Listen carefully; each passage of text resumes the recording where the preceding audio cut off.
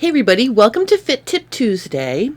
I'm freshly back from shooting a brand new pants fitting class for Threads magazine. I had an amazing week last week, and I have to say, when I was setting up today to shoot this Fit Tip Tuesday video, I was reminded of the luxury experience I had on set at Threads, because I was working with two very talented videographers, plus Sarah McFarlane was on set as well to sort of produce everything and help me, and the videographers helped me too. So I set up by myself today, so I don't have my support staff, but I think it's going to be okay. I'll have more information about this new exciting class going forward. It will be released in the fall. So that's my exciting news on that. I want to continue with my series on body-specific pants fitting adjustments that you may do before you cut out your fit muslin.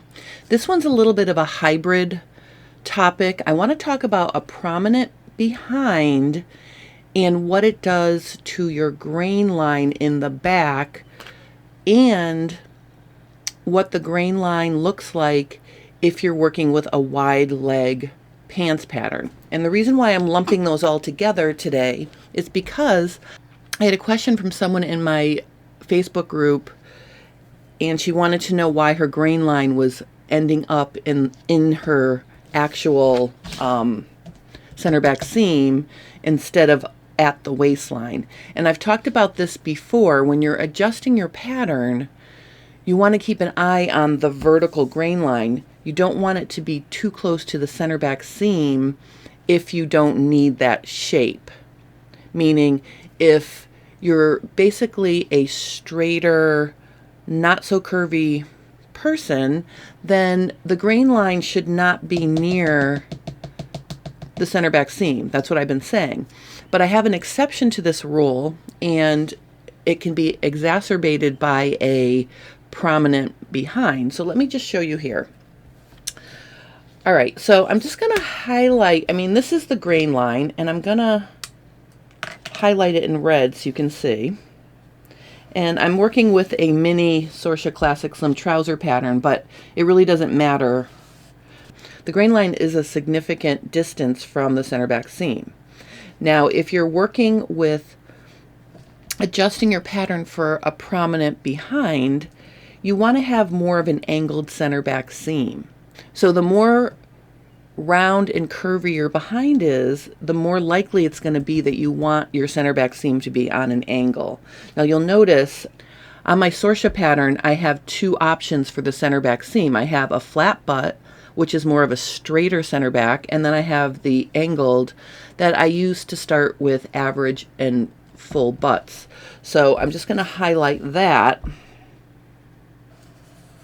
Okay, and you can see that doing that, or having an angle, brings it closer to the top of the vertical grain line. And actually, if I were to adjust it a little more, because it may be that you need more, and in your fitting you would find this out, but I just want to show you here. If I make it more angled, you can see it gets even closer to the center back seam. If you have a really curvy behind, and you angle the center back seam to make more negative space or more room inside for your body to fill out, then you may also have to make a like adjustment on the side here and put back what you're adding. So you can see that even accentuates the position of the grain line farther, because now we've even got more over here. So all of this works if you need more room inside your back leg for a prominent behind. Angling this, or even angling it a little bit more, is going to give you more room. It's taking fabric away from the center back seam and basically digging a bigger hole for you to sit in. Okay, so that's why this is good for a prominent behind. And then adding over here is important if the hip measurement was in agreement, but you needed to angle this more. So that's how you could prep your pattern for a prominent butt. But what I also want to show you is, if you're working with a full leg pattern, meaning it's a wide leg pattern, it's pretty full.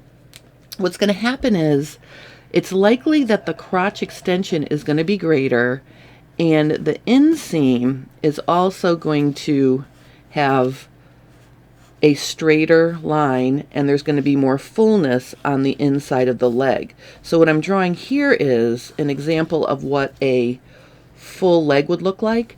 Now notice, in this example, I could, let out my side seam a little bit. It's more likely that the wide leg pattern is created by adding all of this, because a wide leg pattern has a longer crotch extension here, and it's filled in below that to create the wide leg look. Now I want to show you what happens to the grain line if you're working with a wide leg pattern. To establish the grain line, you find the center of the leg between the hem and the knee, and then you come straight up. So if I were to establish the grain line now, I'm just going to show you here. I'm going to quickly find my middle, okay, and it's going to be here, and then I'm just going to follow that straight up, and I want to show you how it brings the grain line even closer to center back, okay. And if this was even fuller, because I've seen patterns where the fullness is really growing out of the inseam like this. So the shape looks like this, and then maybe the leg over here actually just comes straight down on the side seam like that. Okay, in that case, let me just use a different color. I'm just trying to show you a variety of shapes here. So in a more extreme version, I'm just going to make this one purple.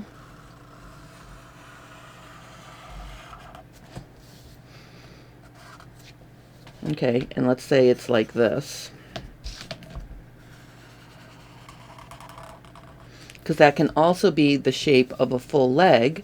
If I were to find the grain line for this one,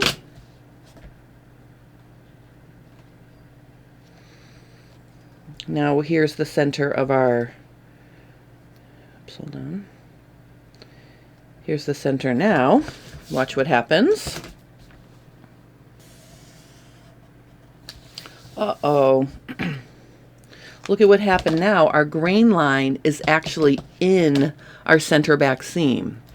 So if you're working with a wide leg pattern that's got a really full inseam, so you can see it's got a really long crotch extension in the back, and it's really full there, it's okay for the grain line to be up into the center back seam.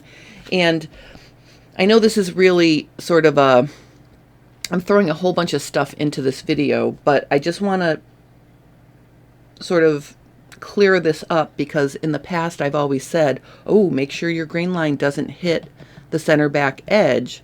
But in actuality, there are exceptions to the rule.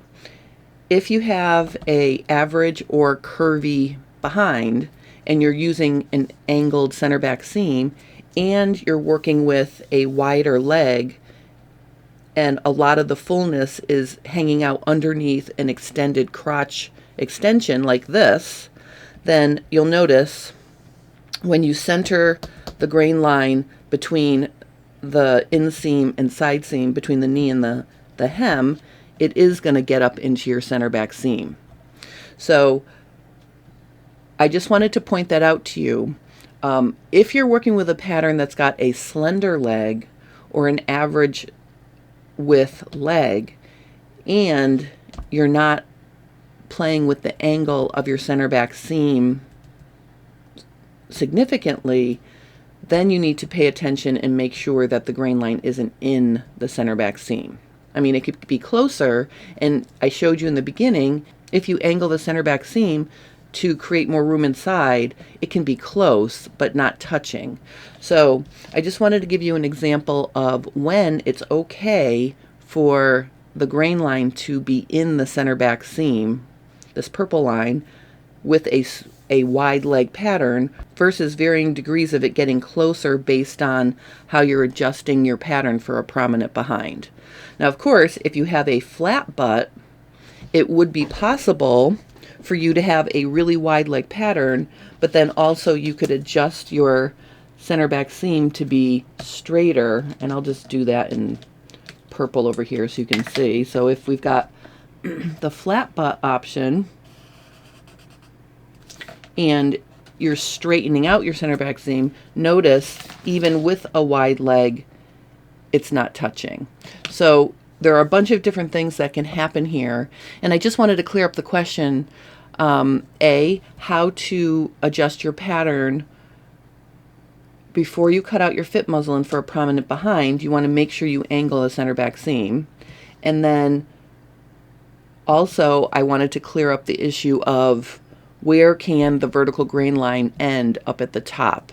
So I just wanted to give you some variables that can affect where that ends up, and adding to the inseam or having a full leg underneath a longer crotch extension brings the grain line closer to center back. So I hope if you've been wondering about what's going on with your vertical grain line and whether or not it's too close to your center back seam, I hope this helps you. Tomorrow during subscriber Q&A, I'm going to show you how to fit your neckline if you have a more slender neck than average. So I'm going to show you how to bring in the neckline for a slender neck tomorrow. And then on Friday, during FabFit Friday, we're going to be working on my bias top and dress pattern. And I'm really excited. If you're watching this now and you have nothing to do in another hour or two and you want to join me, I'm teaching a class for Pattern Review Bias 101. And you can see in the background here, I have my two top samples I've been working on to show the difference between how fabric lays on the bias versus the straight of grain. That's something I'll be covering in that class. But I'll also see you on Friday for, really this is going to be episode 2 of the bias top and dress sew along, and we'll be working on the pattern on Friday. So I hope you'll join me for that as well. Thank you guys so much for watching it. If you have any grain line questions or prominent butt questions, please post them below and I will help you. Have a lovely rest of your day, and thank you so much for watching.